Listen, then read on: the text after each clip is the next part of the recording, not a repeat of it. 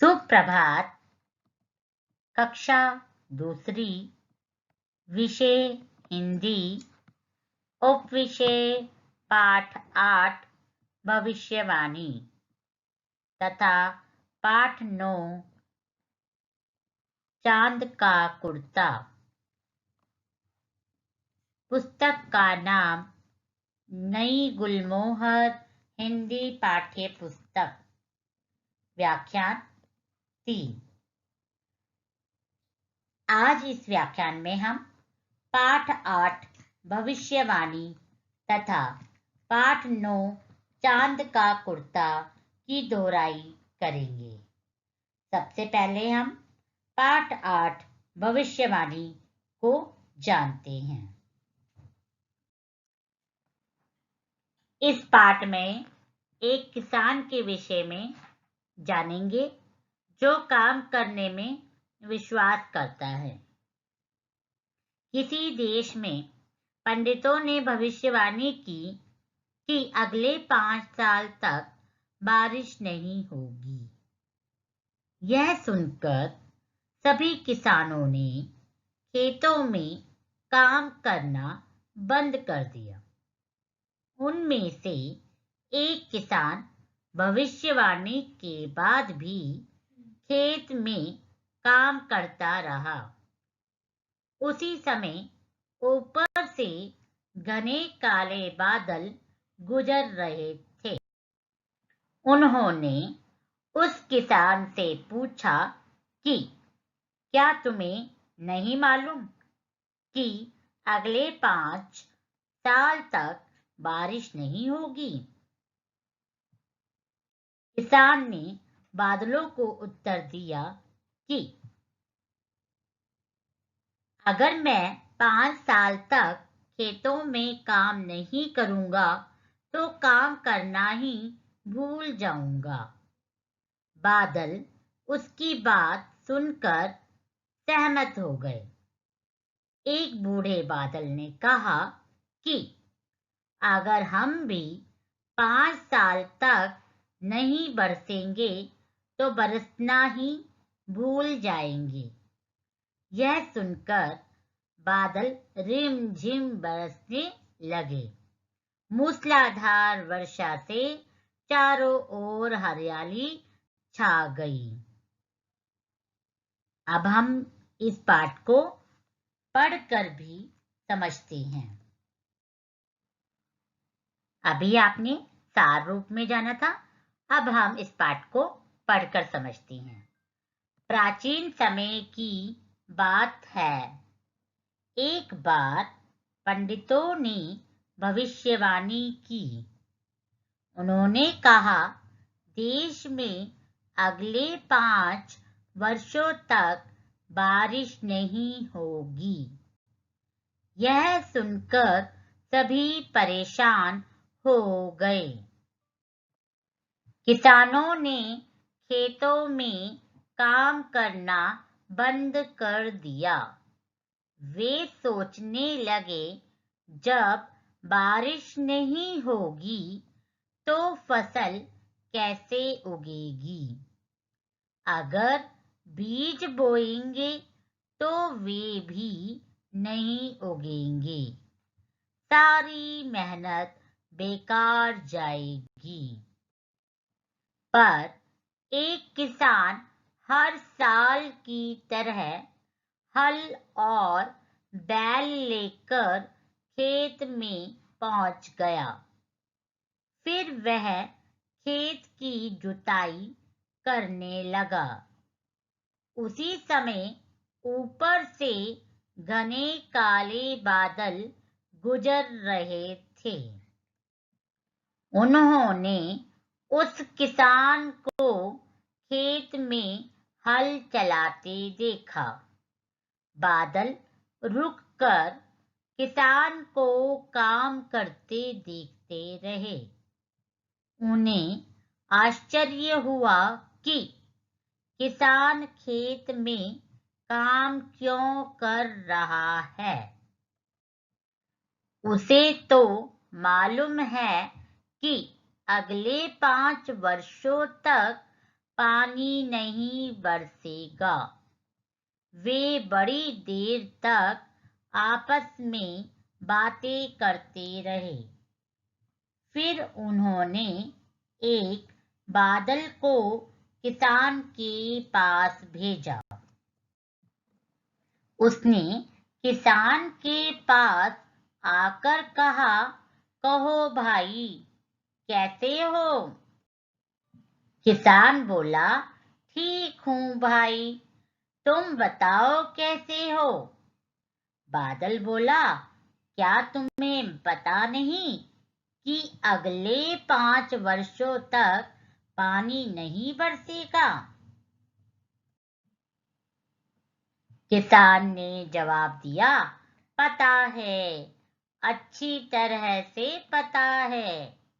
बादल ने फिर सवाल किया, फिर क्या कारण है कि तुम खेत में काम कर रहे हो? जब पानी ही नहीं बरसेगा तो खेत में हल चलाने से क्या लाभ होगा? किसान थोड़ी देर सोचता रहा, फिर बोला, तुम ठीक कहते हो, लेकिन मैं 5 साल तक खेत में काम नहीं करूंगा, तो काम करना ही भूल जाऊंगा। इसलिए मैं अपना काम कर रहा हूँ। बादल उसकी बात सुनकर चुप रहा। फिर उसने जाकर दूसरे बादलों से किसान की बात कही। बादलों ने आपस में विचार किया। एक बूढ़े बादल ने कहा, भाइयों, किसान का कहना ठीक है। अगर हम 5 साल तक नहीं बरसेंगे तो बरसना भूल जाएंगे। चलो हम बरसे। बादल रिमझिम बरसने लगे और फिर मूसलाधार वर्षा होने लगी। नदी नालों में बाढ़ आ गई। चारों तरफ हरियाली छा गई। अब आपने इस पाठ को अच्छी तरह समझ भी लिया व पढ़कर जान भी लिया। तो इस पाठ से हमने क्या सीखा? इस पाठ से हमने सीखा मेहनत करना, और दूसरे नंबर पे क्या सीखा? आशावादी होना। ये तो था पाठ 8। अब हम पाठ 9 की दोहराई करेंगे। पाठ 9 है चांद का कुर्ता। इस कविता में चांद की जिद और माँ की परेशानी के माध्यम से उसके भावों को, मातृत्व भाव मतलब मम्मी का प्यार से परिचित कराऊंगी। ठीक है, जो ये पाठ है उसमें माँ का और बच्चे की बारे में बातचीत है। इस कविता में चांद अपनी माँ से ऊन का मोटा झिंगोला सिलवाने की जिद कर रहा है। यहाँ पर इस चित्र में वह अपनी माँ से कहता है कि रात भर ठंडी हवा चलने से उसे ठिठुरन होती है, मतलब कांपने वाली ठंड लगती है। यदि नया सिलवाना नहीं हो पा रहा तो आप जो है किराए पर ही लाकर मुझे दे दें। चांद की माँ उसे आशीर्वाद, अब इस चित्र में चांद की माँ उसे आशीर्वाद देते हुए कहती है, अपनी परेशानी बताती है, बेटा तू हर दिन घटता बढ़ता रहता है, अतः समझ में नहीं आता है मैं किस नाप का कुर्ता तेरे लिए सिलवाऊं ताकि तुम प्रतिदिन उसे पहन सको। तो कहने का मतलब है कि चांद जब जिद करता है तो उसकी माँ भी उसे बड़े प्यार से आशीर्वाद देते हुए समझा रही है। क्योंकि आप देखते हैं ना, चांद कभी घट जाता है, कभी क्या होता है बढ़ जाता है ना। इस पाठ में यही बताया गया। अब हम एक बार इस कविता को पढ़कर समझते हैं। हट कर बैठा चांद का दिन, माता से यह बोला, सिलवा दो माँ मुझे ऊन का मोटा एक झिंगोला।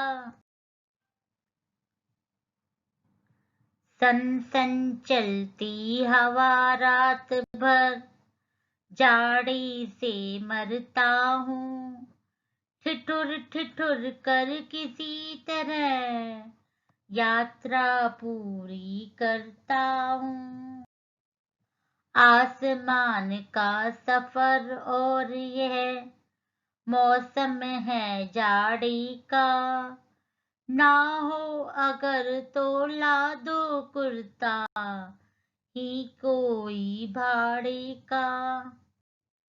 बच्चे की सुन बात कहा माता ने, अरे सलोने कुशल करे भगवान, लगे मत तुझको जादू टोने। जाड़े की तो बात ठीक है, पर मैं तो डरती हूँ, एक नाप में कभी नहीं तुझको देखा करती हूँ। कभी एक अंगुल भर चौड़ा, कभी 1 फुट मोटा, बड़ा किसी दिन हो जाता है और किसी दिन छोटा। घटता बढ़ता रोज किसी दिन, ऐसा भी करता है, नहीं किसी की आंखों को तो दिखलाई पड़ता है। अब तू ही यह बता, नाप किस रोज लिवाए, सीधे एक झिंगोला जो हर रोज बदन में आए। आपने पाठ 9 चांद का कुर्ता को अच्छी रीति समझ लिया है। अब हम कुछ अभ्यास कार्य करते हैं। सबसे पहला प्रश्न आपको दिया है, पहले क्या फिर क्या, 1 2 3 4 क्रम दीजिए और दिए गए नामों को सही चित्र के नीचे लिखिए। क्या बोला मैंने, दोबारा देखिए। पहले क्या फिर क्या, 1 2 3 4 क्रम दीजिए। मतलब यहाँ पे 4 चित्र है, इनमें से पहला चित्र कौन सा है, दूसरा कौन सा है, तीसरा कौन सा है और चौथा कौन सा है, इसे आपने समझना है। और उसके बाद आपने वहां पर 1 2 3 4 लिखना है और उसका नाम भी लिखना है। दिए गए नामों को सही चित्र के नीचे लिखिए, जैसे जुताई, कटाई, बुआई और सिंचाई। इन 4 चित्रों को देखकर पहले नंबर 1 पे क्या है, नंबर 2 पे क्या है, नंबर 3 पे क्या है, नंबर 4 पे क्या है, समझिए। सबसे पहले कौन सा काम होता है अगर हम खेती करते हैं तो देखते हैं। सबसे नंबर 1 पर है ये वाला चित्र, जिसे नाम क्या देते हैं, बुआई, मतलब बोना। हम बीज डालकर उसे बोते हैं। दूसरा चित्र कौन सा पहचानते हैं, दूसरा चित्र है ये वाला, और इसको क्या कर रहा है यहाँ पर, ये हो रही है जुताई। क्या हो रहा है, जुताई, मतलब उसे जोत रही हैं। तीसरे नंबर पे क्या है, देखिए तीसरे नंबर पे ये वाला चित्र है, जिसे क्या नाम देंगे, सिंचाई, मतलब पानी देकर उसे बड़ा कर रहे हैं। और चौथे नंबर पे क्या हो रहा है, ये वाला चित्र है जिसका नाम है कटाई। तो पहला है बुआई, दूसरा है जुताई, तीसरे नंबर पे है सिंचाई और चौथे पे है कटाई। अर्थात पहले बोते हैं, फिर उसके जोतते हैं, फिर उसकी सिंचाई करते हैं और उसके बाद उसकी कटाई करते हैं। अब अगला प्रश्न को जानते हैं। प्रश्न नंबर 2 आपको दिया गया है, दिए गए वाक्यों में उचित विराम चिन्हों का प्रयोग कीजिए। क्या बोला मैंने? दिए गए वाक्यों में उचित विराम चिन्हों का प्रयोग कीजिए। यहाँ आपको 4 वाक्य दिए हैं, जिनमें जहाँ पे कौन सा विराम चिन्ह आएगा वहां पर उसे लगाना है।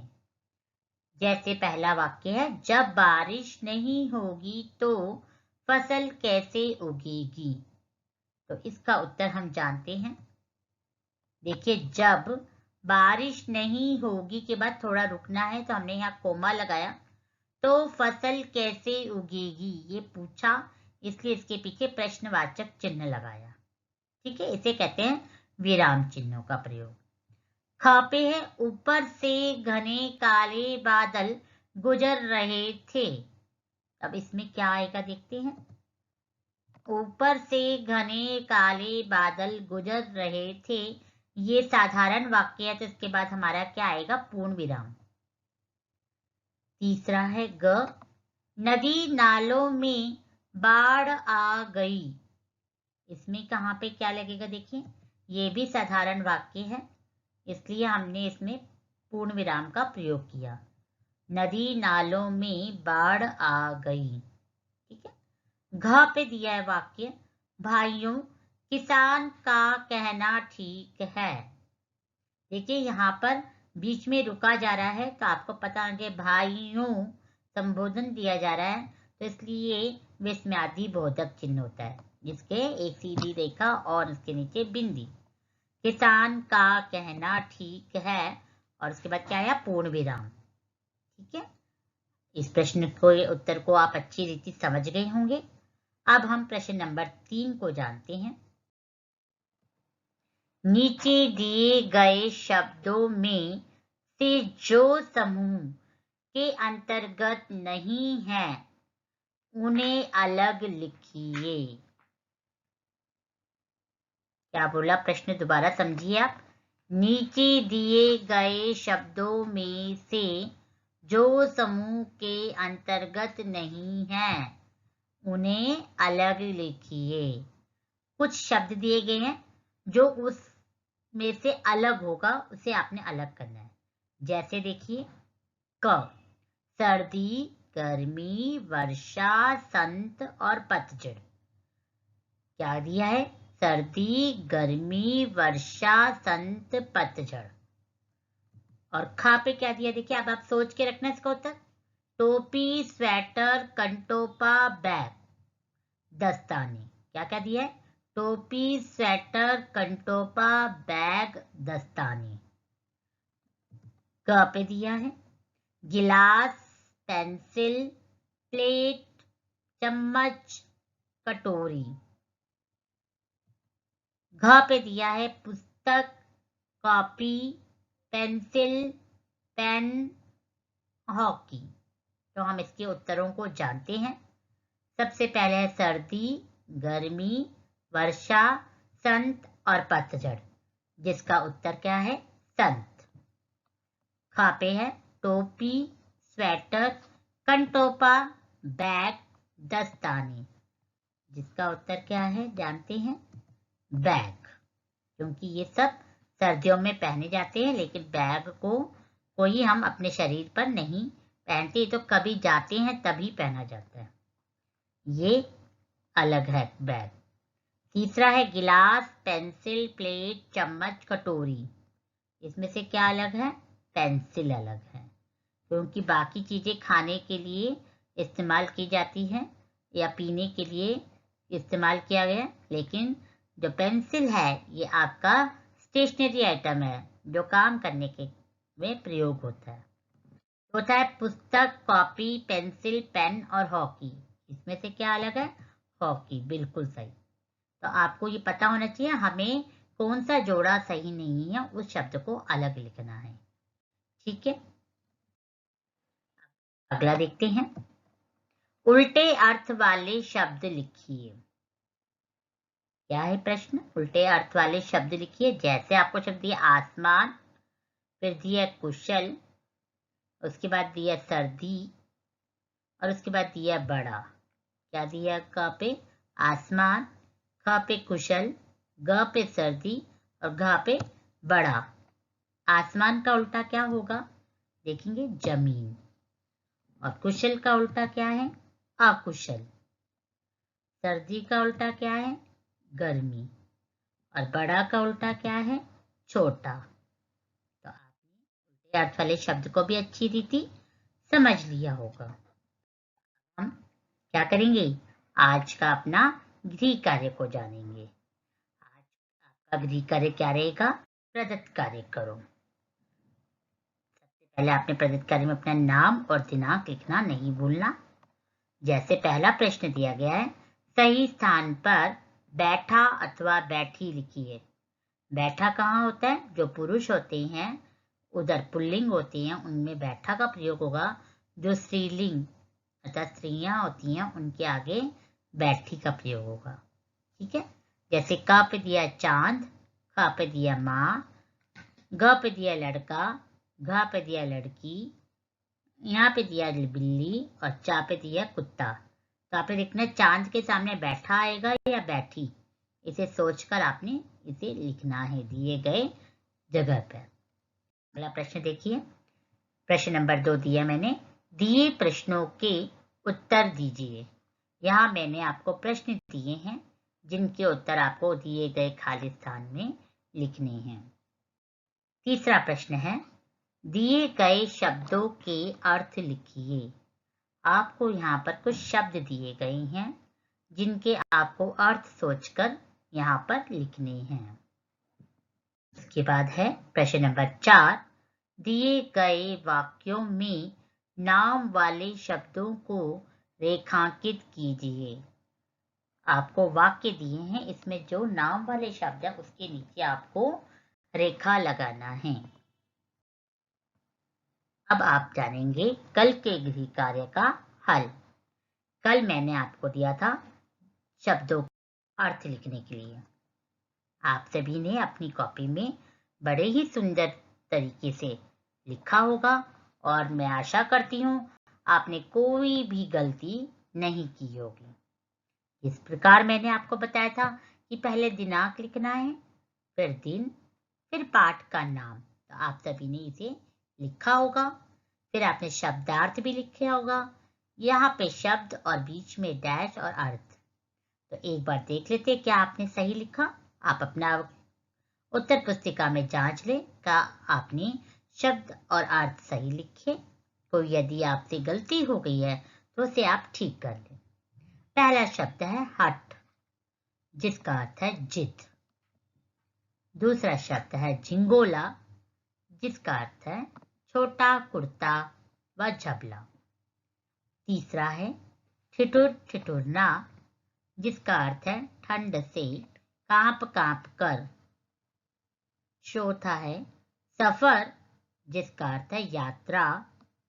पांचवा है भाड़ा, जिसका अर्थ है किराया। छठा है जाड़ा, जिसका अर्थ है सर्दी। सातवां है कुशल, जिसका अर्थ है भला। आठवां है सलोना, जिसका अर्थ है सुंदर। और नौवां है बदन, जिसका अर्थ है शरीर। ठीक है, आपने अपना जांच लिया। ओके बच्चों, धन्यवाद।